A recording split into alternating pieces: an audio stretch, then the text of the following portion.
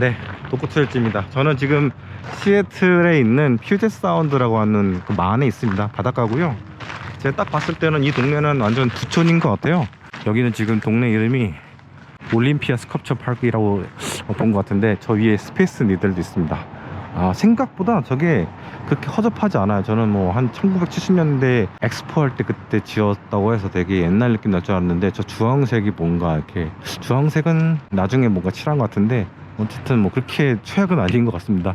독특하고 미국에는 저런 게 잘 없거든요. 며칠 들어서 갑작스럽게 향후 금리 인상 가능성이 있다, 이런 얘기들이 나오고 있더라고요. 그 이유가 경제가 너무 강하기 때문이라고 하는데, 사실 그렇진 않아요. 왜냐면 지금 GDP도 1분기가 2.0 예상이었는데 1.0으로 폭삭 주저앉은 상황이고, 일단은 가장 큰 문제는 물가 때문에, 물가가 제가 이야기한 대로 안 떨어지고 있잖아요. 4.5%대를 유지를 할 거라고 제가 작년부터 계속 말씀드렸는데, 지금 그게 그 이상이 유지가 좀 되고 있는 상황이고, 4.9에서 4.5까지 굉장히 느리게 떨어질 것 같고, 떨어져도 이게 계속 유지가 될 것 같아요. 그래서 제가 채권 투자하지 말라고 계속 말씀드렸는데, 가장 큰 이유는 그거예요. 이게 5%대 금리가 굉장히 오랫동안 유지가 될 것 같아. 왜냐면 인플레이션을 못 잡을 거기 때문에. 인플레이션이 진짜 생각보다 쉽지 않습니다. 제가 지금 미국을 계속해서 돌아다니고 있는데, 좀 있으면 석 달 다 돼가거든요. 거의 이제 21개 주를 여행을 하게 될 것 같은데, 거의 미국 국토의 5분의 3을 제가 거의 이제 다 도는 건데, 쭉 유심히 보고 있죠. 저는 이제 저의 직업은, 본업은 이제 투자자고, 이제 부업이 이제 여행하는 사람이고, 생활이 여행하는 사람이고, 유튜버고, 이렇게 생활하고 있는데, 야, 이게 쉽지 않아. 이게 잘 안 떨어질 것 같아요, 물가가.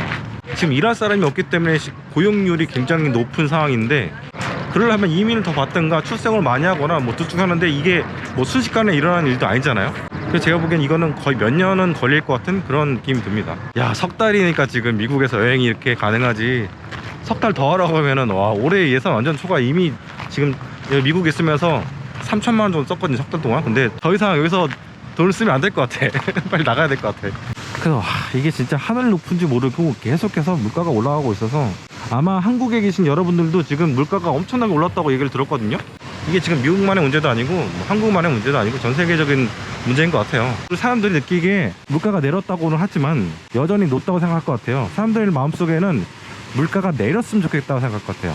여러분이 생각하기에 지금 물가 상승폭이 둔화되고 있는 거지, 물가가 내려가고 있는 게 아니거든요. 사람들이 지금 착각을 하는 것 같은데, 궁극적으로는 사람들이 물가가 내려갔으면 좋겠다는 마음을 모든 사람이 하고 있을 겁니다. 지금 물가가 미쳤다고 다들 생각을 하더라고요. 이렇게 큰 도시 바다인데도 와, 깔끔해요. 냄새가 비린내가 안 나. 동해안 냄새인데? 이렇게 이런 것도 잘하고 있고, 우리나라 인천항 물 엄청 들어온 거 아시죠? 뭐 우리나라 인천항 쪽 그 서해 쪽 물이 전 세계에서 가장 더러운 물, 그쪽 바다 중 하나예요. 지도 보면은 거기가 완전 레드야, 레드. 딴 데 맑은 데는 파란색들 이렇게 쭉 있는데, 그래서 지금 가장 큰 문제가 뭐냐면 채권 투자자들이에요. 지금 금리를 다들 내릴 것이라고 보고 있고, 많은 사람들이 금리를 더 못 올릴 것이라고 생각했었잖아요. 당장 저 같은 경우에도 금리는 이제 고금리에서 쭉 유지가 될 것이다. 인플레를 못 잡을 거기 때문에. 근데 이제 금리를 다시 올린다고 하니까, 제가 오랜만에 이제 국채금리 10년물 이런 거 봤거든요. 미국 국채금리. 근데 이게 또 튀어 올랐더라고요. 이미 시장은 더 먼저 움직이는 거야. 여러분들이, 그래서 제가 말씀드린 거예요. 국채 투자가 되게 어렵다. 특히 레버리지 투자하면 골로 간다 말씀드렸는데, 굉장히 의기양양한 분들, 자신감 넘치는 분들이 많더라고요. 근데 보세요, 금리 맞출 수 있나요? 정말 많은 사람들이 금리가 더는 못 올라갈 것이라고 예상을 했어요. 여의도 마찬가지고 월가도 마찬가지고, 어차피 여의도는 월가를 그냥 카피 앤 페이스트 하는 그런 존재들이기 때문에. 그래서 만약에 국채금리가 올라가잖아요, 그럼 난리 납니다. 지금 많은 분들이 작년부터 국채 관련돼서 ETF도 많이 사고 레버리지도 엄청나게 많이 산 걸 알고 있는데, 여기서 0.25를 더 올린다 하면은 진짜 앞으로 더 힘들 거고, 이게 언제쯤 해소가 되냐면, 뭐 지방은행들이 다 터지고 막 난리가 나고 신용경색이 나고 이런 상황이 돼야지 조금 올리기 시작할 건데, 근데 제 생각에는 그렇다고 2%까지 막 5.25%에서 2.5%까지 뭐 2%까지 이렇게 짜자작 내리지는 않을 것 같아요. 그러니까 상당 기간 동안은 국채를 투자한 분들은 고통 겪을 것 같다. SB은행 가지고 저런 바보 멍청이들 얘기하는데 작년부터 국채를 투자하신 분들은 똑같은 상황을 지금 당하고 있을 거라고 저는 생각을 합니다. 그래서 지금 말 못할 고민을 하고 있어요. 제 말은 국채 투자가 되게 어려워요. 여러분들이 투자라는 걸 할 때 주식과 국채를 같이 이렇게 투자를 하잖아요. 이걸로 자산 배분을 한다고 하잖아요. 그러면요, 양방으로 깨질 가능성이 굉장히 높아요. 왜냐면 주식도 못하는 분들이 채권까지 잘하는 건 쉽지가 않아요. 제가 지금까지 리테일에 10년 동안 있으면서 주식과 채권을 다 잘하시는 분들을 본 적이 없어요, 개인들은. 그리고 기관 투자자들도 주식 투자하는 사람들은 주식만 투자하고 국채나 채권을 투자하시는 분들은 채권만 투자해요. 다 같이 하는 사람들이 없어요. 왜냐하면 두 개를 다 잘한다는 건 불가능해. 여러분들 신채권왕 제프리 건들락 아시죠? 그 사람이 주식이랑 채권을 같이 투자하나요? 안 그러죠. 워렌 버핏도 둘 중에 하나만, 주식만 투자합니다. 그 얘기는 자신의 전공 분야 주식 하나만 하기도 굉장히 어려운 거고, 채권도 채권 투자 하나로 하기도 굉장히 어려운 거예요. 금리를 예측한다는 거는 매크로를 예측한다는 건데 이게 정말 어렵거든요. 매크로는 어디로 튈지 잘 모릅니다. 솔직히 말하면 국채를 투자한다는 거, 이거는 유가 같은 원자재를 투자한다는 거랑 별반 차이 없어요. 어차피 금리에 베팅한다는 거, 원자재에 베팅한다는 거 다 방향성 투자이기 때문에 이거는 우리가 투자라고 하지 않고 투기라고 합니다. 좀 너무 심각한 얘기만 한 것 같은데요. 여기 시애틀 같은 경우에는요, 마이크로소프트 본사가 있고, 그 보잉 본사가 있고, 아마존하고 코스트코 본사가 있습니다. 그래서 진짜 우량한 기업들, 한 10년 20년 갖고 가도 괜찮을 기업들이 여기에 다 포진돼 있어요. 그래서 와, 여기 진짜 좋은 동네구나.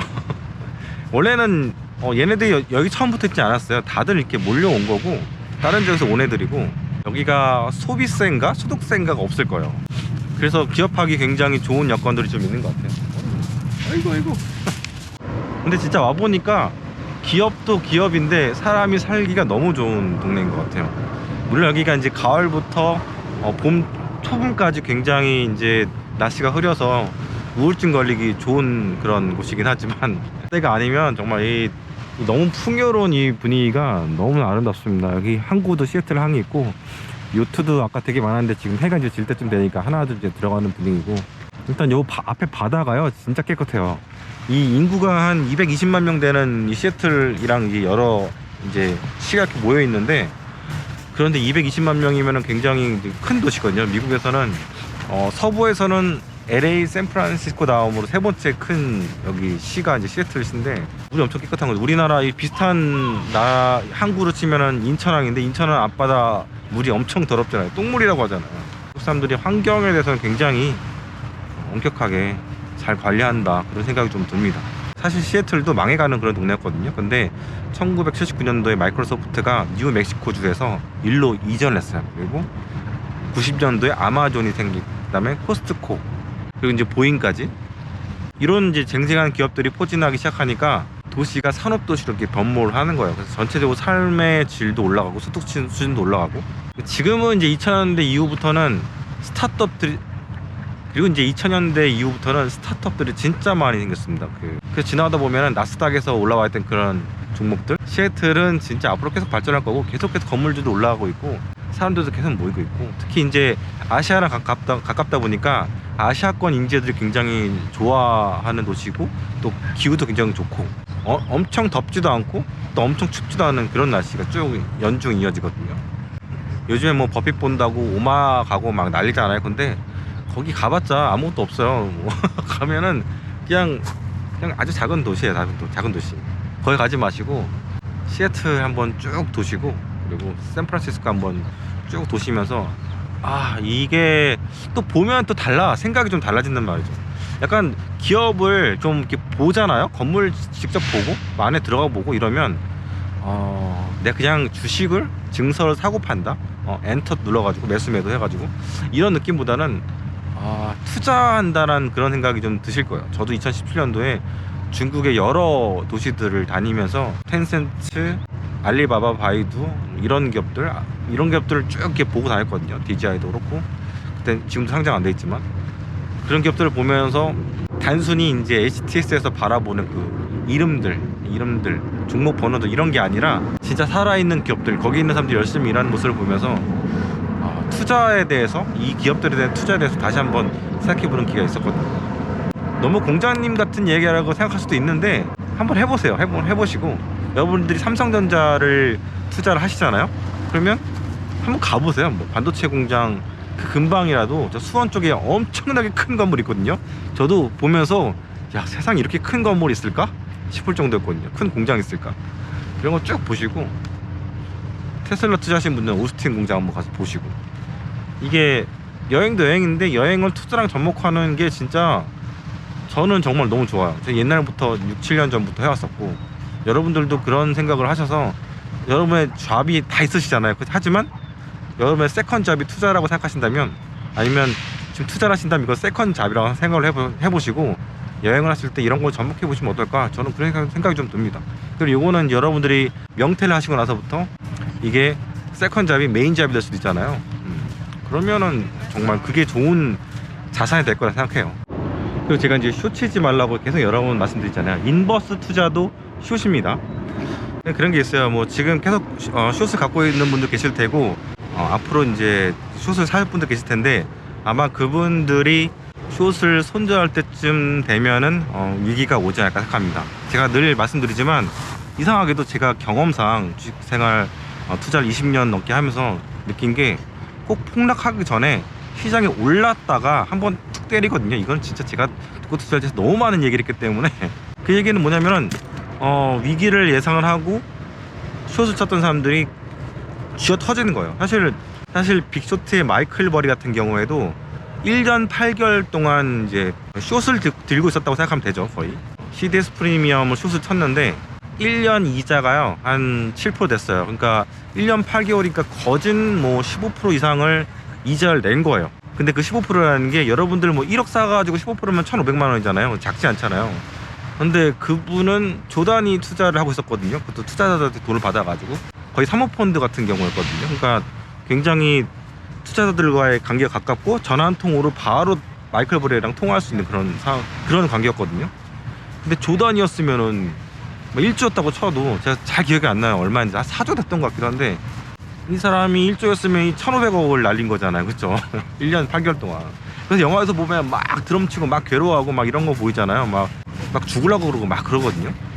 이거 버텨야 돼요. 이 사람도 거의 이제 실신하고 다 정리하려고 할 때쯤 이게 리만 브라더스가 파산하고 서브프라임 사태가 펑 하고 터진 겁니다. 사실 마이클 버리는 진짜 굉장한 사람이긴 해요. 물론 그 뒤로는 투자가 잘 안 되고 있긴 한데, 그 서브프라임을 연구하기 위해서 엄청나게 많은 페이퍼들을 다 조사한 사람이거든요.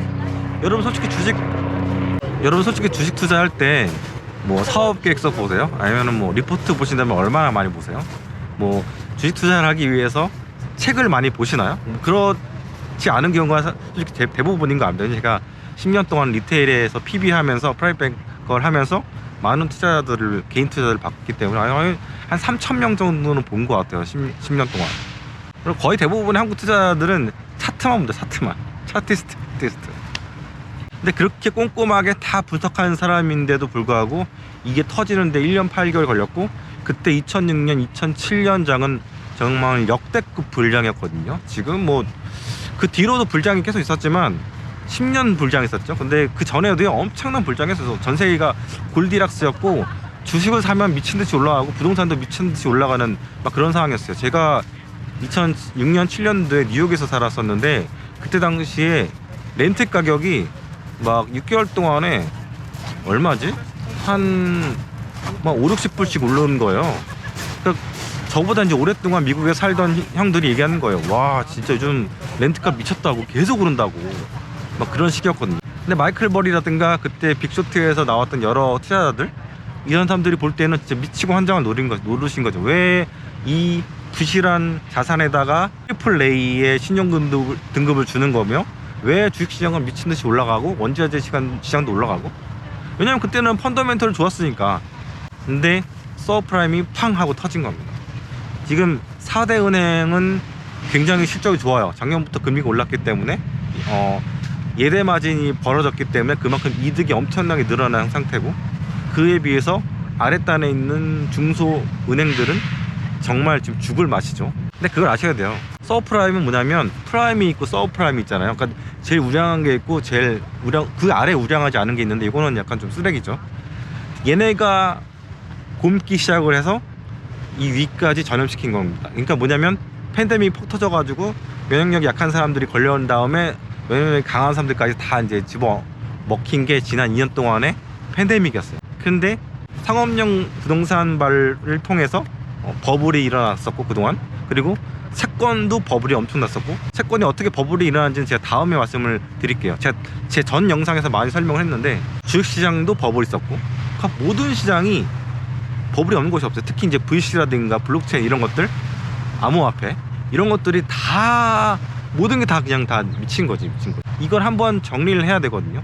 이거를 가속화시킨 게 금리 인상이고, 그리고 경기 침체가 이걸 또 한번 밀어버릴 것입니다. 절벽에서 이제 밀어버리는 거죠.